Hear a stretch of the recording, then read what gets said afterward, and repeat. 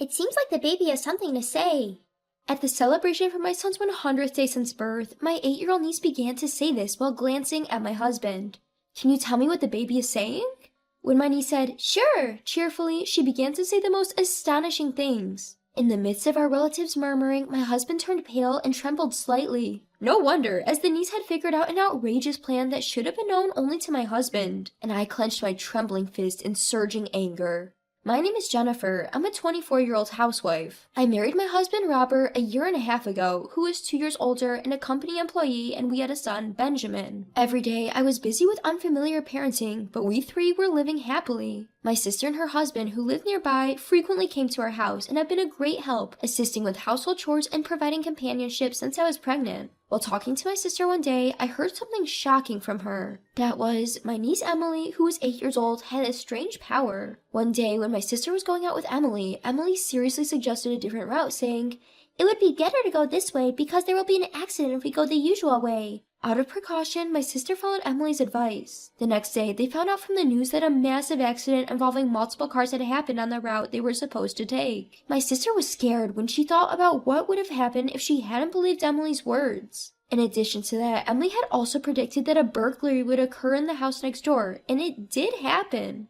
The neighbor, who was persuaded by my sister in advance, had evacuated to our parents' house with her valuables on that day, so no harm was done. However, as someone who's not a fan of the occult, I was scared when I heard my sister's story and didn't believe that Emily had a mysterious power. I also told my husband about Emily's story, but he didn't take it seriously and just shrugged it off, saying, "Wow, that's amazing." Around the time I was pregnant, my husband started coming home drunk late at night more and more often. I'm sure Robert will change once the baby is born and he becomes a father. That's what I was hoping for, but nothing changed even after the birth.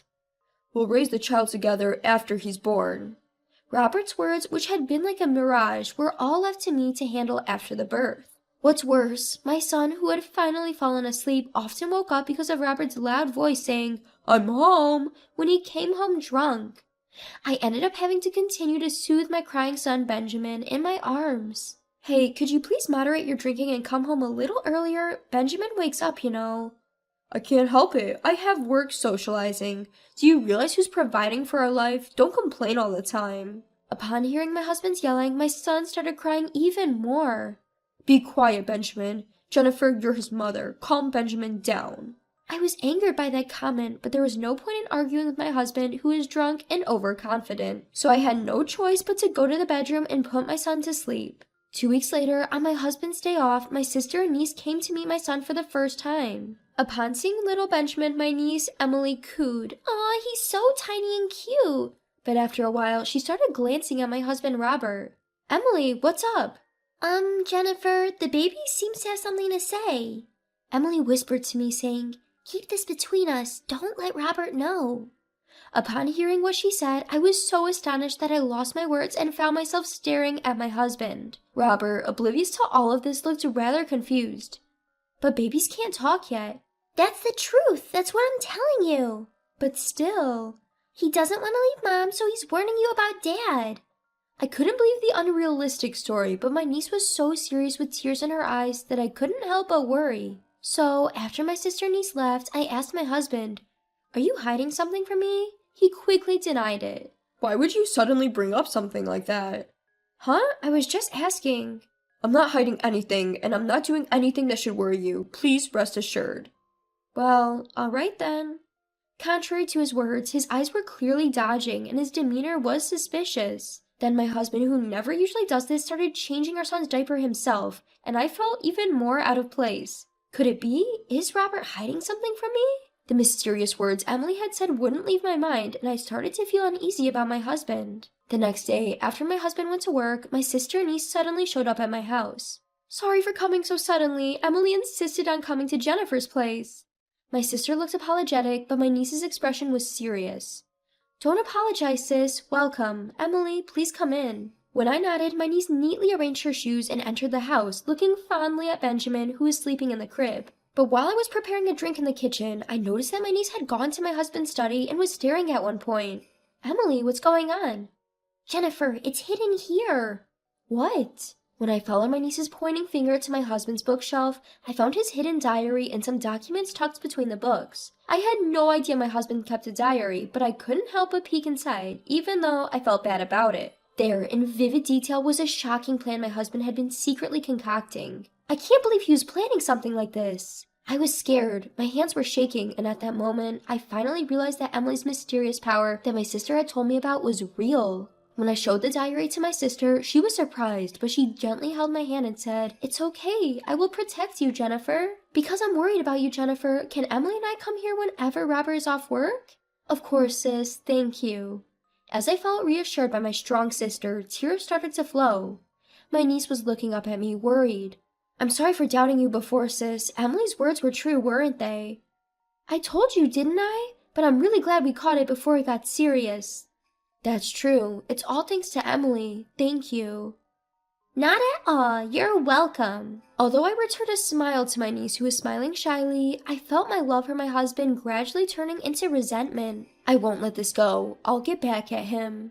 Thinking this, I decided to take revenge on my husband at our son's first meal ceremony, where both of our parents would be present. From then on, my sister and niece would come to our house whenever my husband was off. However, my husband, who had been friendly at first, gradually became grumpy. Eventually, he started wanting to go out to be alone with me, even when my sister and niece were there. "Hey sis, do you mind taking care of little Benjamin for a while so Jennifer and I can go on a date, just the two of us?" "No, that's impossible, Robert. Benjamin will just cry nonstop without his mama, right?" "But I think Jennifer needs a break sometimes too. Even just getting outside and breathing in the fresh air could be refreshing." "Well, in that case, there's no need to go out and about. Why don't you two go out into the backyard and get some fresh air? It's such a beautiful day, it'll definitely feel good."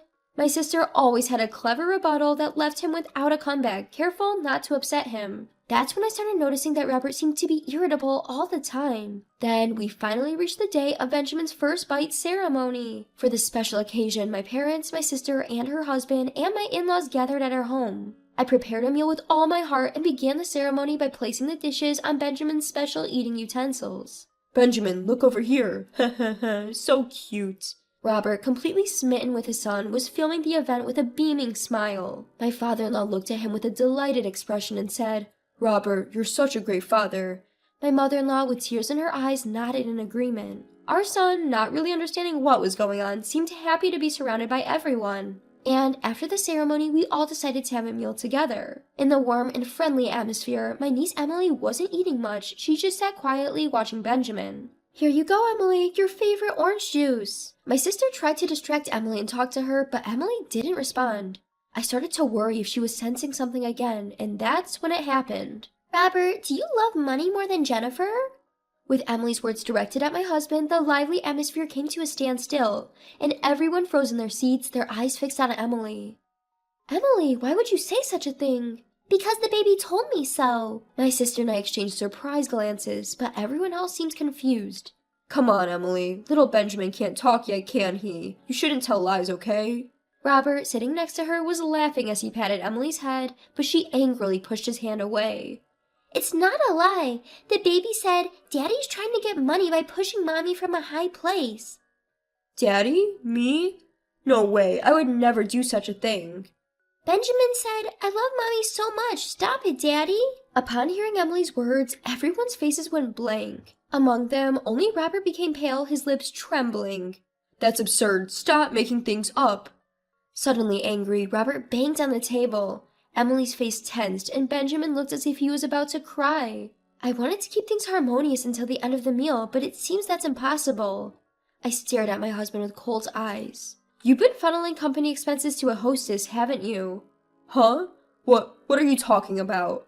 I thrust a diary I had found on my bookshelf at my husband, who was looking dumbfounded. "It's all written here. Do you plan to deny it?" That's about a subordinate at a company. There's no way I would do something so stupid." My husband's forehead was covered with beads of sweat as he strained to make an excuse with a strained smile. "Moreover, reading someone else's diary without permission is the lowest thing you could do. It's a violation of privacy, isn't it?" "I don't have to be blamed by a monster like you for such a thing." "Huh? What do you mean?" "Are you still pretending to be ignorant? You've been dipping your hand into the company's finances and planning a horrific scheme to cover it up before it gets discovered. I opened the page of the diary where the plot was written, shoved it in front of him, and he averted his eyes. Humph, so what? That's a story idea I had when I was thinking of writing a novel. A mere diary doesn't serve as any proof. Oh, really? Can you still say that after seeing this? I took out a certain document. Do you recognize this? This is the life insurance policy you've been hiding. Why did you take out $100,000 worth of insurance on me? What were you planning to do? That is... You plan to pay off the expenses you embezzled with the insurance money you'd get after you made me disappear. Isn't this solid proof? No, well... Actually, it was all revealed to me when my niece whispered in my ear for the first time when she came to see my son. Robert is planning to take Jennifer to a high place because he wants money and push her from behind. I couldn't trust my husband from the moment I heard those words. Both sets of parents stared at the situation with shocked expressions. Cornered by me, he couldn't say anything in response and hung his head, but suddenly he clung to my leg and began to prostrate himself. Jennifer, I'm sorry. Please pay back the money I misused from the company for me. Why should I have to do that? Don't say things like that. We're a couple, aren't we? If the company finds out, I'll be fired. Then how will we live? My husband had lightly considered my life for his own safety. I regretted deeply why I had gotten together with such a man. I can't be a couple with a scary person like you anymore. Let's divorce for the sake of Benjamin, because it's a bad influence. I shoved the filled out divorce papers in front of my husband and claimed $20,000 in damages and $500 a month in child support. No way. Benjamin is still small, isn't he? It's not a joke to pay such a large amount of money on top of getting a divorce. Come on, stop your fussing and sign the divorce papers quickly. The miserable sight of my husband throwing a tantrum like a child, crying, "No, no," and scattering tears made me nauseous. Then my father-in-law, who had been silent until now, shouted at my husband, "Robert, cut it out." Perhaps as a father, he could no longer stand to see his son's shameful behavior. And my husband, who was told by his father-in-law that you have no right to refuse divorce and compensation, reluctantly signed the divorce papers. After that, my in-laws repeatedly bowed to me, took my husband, and left the house. The next day, I submitted the divorce papers to the municipal office, and I contacted my ex-husband's company and reported that he was misusing the company's expenses. After that, my ex-husband's misdeeds came to light and he was apparently fired from the company. My ex-husband, in order to pay alimony, child support, and compensation to his company, had to sell his house he's currently living in and working as a construction worker from dawn till dusk. I thought about reporting this incident to the police, but the only evidence I had was what my husband had written in his diary. Instead, I decided to be grateful that my niece and son were able to prevent it from happening. Now, I'm back at my parents' house living a peaceful daily life with my son. My sister and niece visit my son almost every day, and I can't help but smile when Emily tells me, "Benjamin says he's happy to be with Mom all the time." Looking at my son laughing heartily, I pledged in my heart to continue pouring out smiles and to protect him firmly with my own 2 hands.